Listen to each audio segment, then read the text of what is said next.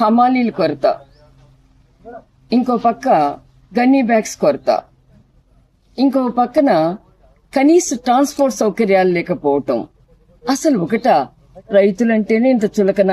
రైతులకు ఏం కావాలో దాన్ని ఎవరు సప్లై చేయడానికి ముందుకు రారు. ప్రభుత్వానికి నిర్లక్ష్యం.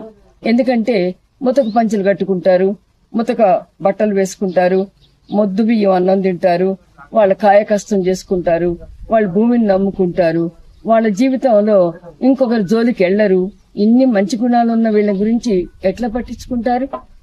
అదే కనుక ఒక కార్పొరేట్ వ్యవస్థాపకుడు పెద్ద కంపెనీ పెడతానని ఒక సూట్ కేసు పెట్టుకుని తన వెనుక అంగరక్షకుల్ని పెట్టుకుని అతను గనక సెక్రటేరియట్కి వస్తే ఎదురెళ్లి స్వాగతం పలుకుతారు ఐఏఎస్ ఆఫీసర్లు.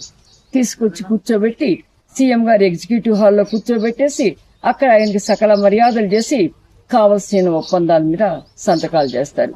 మరి మా ఈ పేద రైతుల గురించి ఆలోచించేది ఎవరు? ధైర్యంగా మాట్లాడలేరు, నిర్భయంగా ప్రభుత్వాన్ని నిలదీయలేరు, ప్రశ్నించలేరు. ఎందుకంటే ఇది మా ప్రభుత్వమే, ఇది మా ప్రజాస్వామ్యమే, మా ఓటు హక్కుతో మేమేసిన ఓట్లతో వచ్చిన ప్రభుత్వం కదా అన్నటువంటి ఆలోచన మా రైతులది. అందుకని వీళ్ళకి ఏ కనీస సౌకర్యాలు కావాలన్నా వాళ్ళు పట్టించుకోరు.